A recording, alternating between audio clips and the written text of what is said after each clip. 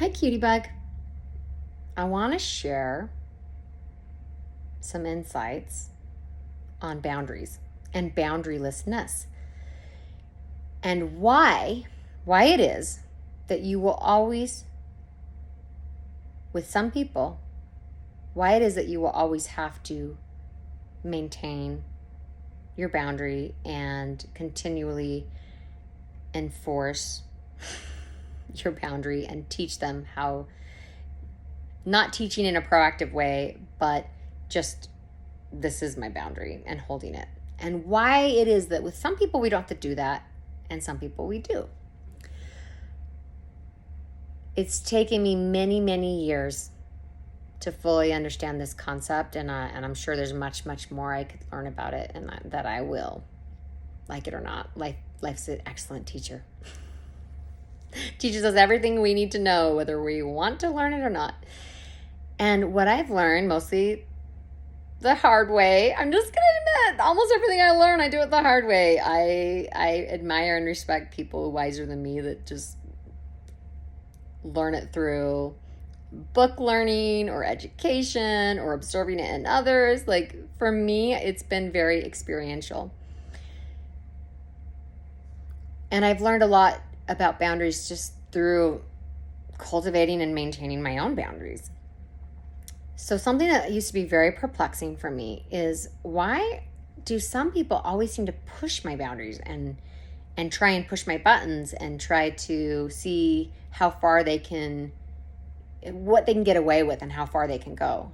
Whereas other people don't do that. And I myself, being fairly self-boundaried, there's still work I can do there, but I'm fairly self-boundaried. Now, I treat people well, not because I have to, but because I choose to, and because it's my own self-boundary. Like, you know, my friends don't have to worry about me calling them and yelling at them or swearing at them or taking out a bad mood on them, because I'm self-boundaried. And I just, my own boundary, my own standard is I don't treat people that way. And I hold myself to that boundary. And so for someone who is self-boundaried, but also very empathic, maybe even, you know, has been through some trauma, it can be a challenge until you're more healed. It can be a challenge to understand why some people seem to have a lot of take energy, where they just want to take and take and take from you, and you're just willing to do it because from your own perspective, you would only try to get something out of someone else, or you'd have to be really desperate to want to take something from someone else at their expense that might hurt them. But the reason why, and here's the crux of it, here's what I wanted to share in this video message, is the reason why some people will continually test your boundaries is because they are not self-boundaried. So they literally rely on you and other people who are boundaried to fill where the boundary is, because they don't have one. And that was really eye-opening for me when it finally clicked. Like, oh, I'm seeing a pattern here. And once you get good at identifying your own boundaries and other people, and whether someone else is self-boundaried or not, I mean, it was really eye-opening. I could almost go through a list of people I knew and be like, boundaried, boundaried, boundaried, not boundaried, not boundaried, boundaried, not boundaried. And of course, it's not black and white, and there's a spectrum. And I myself have been through a process of learning what are porous boundaries, what are rigid boundaries, what is my healthy middle ground where I'm flexible, but not so flexible that I'll, you know, or so porous that I'm not actually keeping my boundary. So it's not black and white, but there is a distinct and clear difference energetically between someone who is healthily self-boundaried and someone who's not. And one of the telltale signs of someone who is healthily self-boundaried, probably making up words here, but I think you get the gist of what I'm saying, A telltale sign that someone does have healthy self-boundaries is that they're not always pushing against yours, because they don't need to test where yours are. They're safely contained in their own. And so they're keeping social norms, and they're not asking you for insanely big favors that they will never reciprocate because they know that's not friendly or healthy behavior. And then a telltale sign that someone is not boundaried is that you can often energetically sense it when you're with them. They just have a very unboundaried energy of kind of desperation or control or force, or they just are kind of relying on you to set the boundary. So the problem with spending a lot of time with unboundaried people who do not have self-boundaries, healthy self-boundaries, the problem with it is that it does, in a sense, put you in a position of having to have boundaries for two, because that other person is constantly relying on yours to know, like, well, how can I treat this person? Because they're not asking themselves, how should I treat people? They're testing to see how far they can go and how much they can take and what they can get away with. Whereas a healthy self-boundaried person is filling their own boundary and going, oh, well, I'm a kind person. I choose to be kind and I choose to be thoughtful. And it's not that you'll never mess up or misinterpret or misunderstand, because people can have different perceptions of the same event. But in general, you're really pretty self-contained. And you're able to let love in and out, and you're able to, there's healthy reciprocation in your relationships, but you're not out to get anything because you have that self-containment.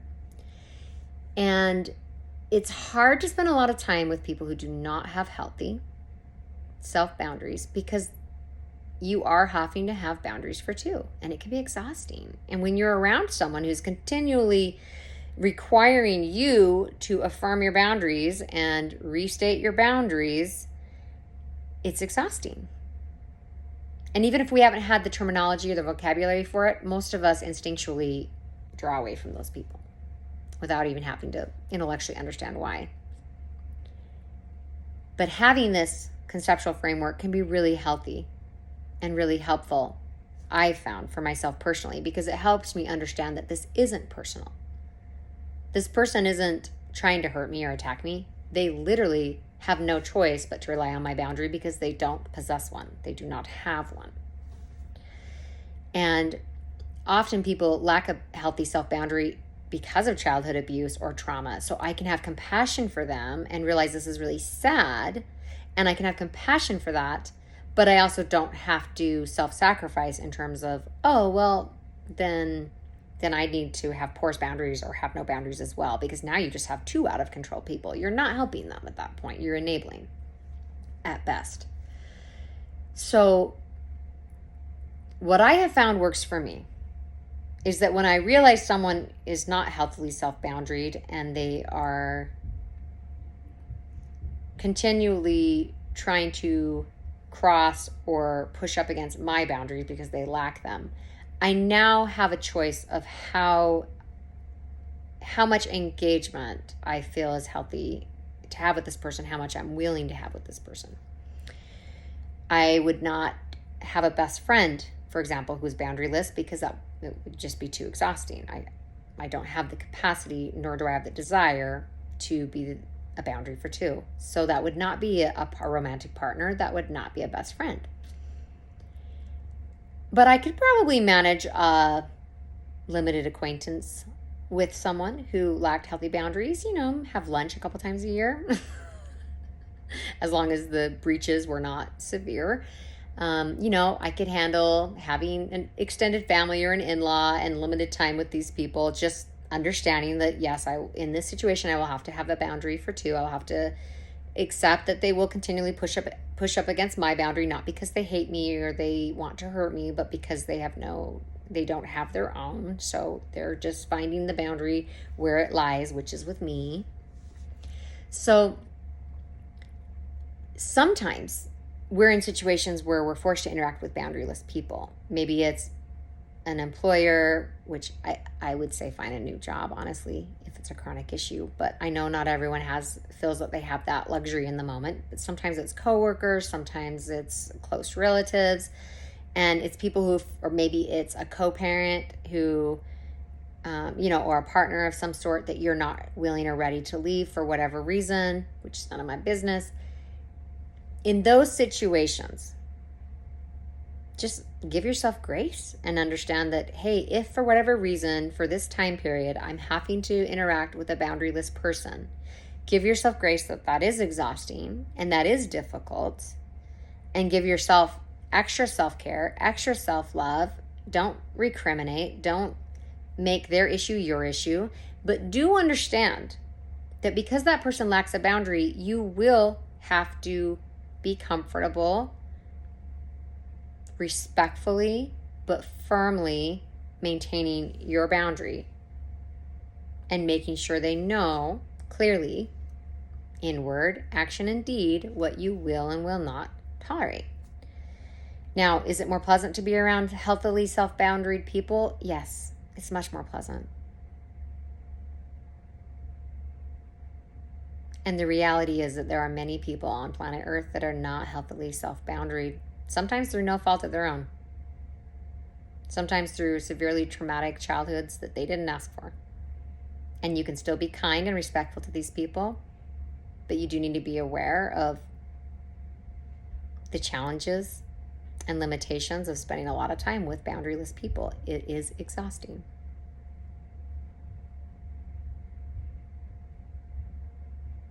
And I do believe there are certain personality types that handle it better than others. I've seen people who have just rock solid, not rigid, but just they know clearly defined boundaries. And I think the more clearly defined your boundaries are, and the more your boundaries are truly internal, where like you don't need to control anyone else. You don't need to enforce their behavior. You just know what you're going to do. If X happens, I do Z. It's not, I don't tell them what to do. I know what I'm going to do in that situation. The more you have that, the more easy it is to deal with boundaryless people. So that's one strategy, is just to continue to fine tune and hone your own boundaries. And if this happens, I do this, and it's very clear, and I stick with that. And in the meantime, we just accept that it is what it is. There are people who do not have healthy self-boundaries, and they will test yours. They will push against yours continually. And it's not because you're bad, and it's not because you've done anything wrong. It's because they don't have a healthy boundary, and they're relying on you to give them one. Fair or not, it's just reality. Thanks for listening. I know you can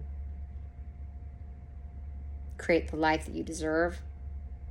Some of these things that we deal with being human are tough, but they are not insurmountable. And I hope this video gave you some ideas or tools to get through whatever it is that you're working through.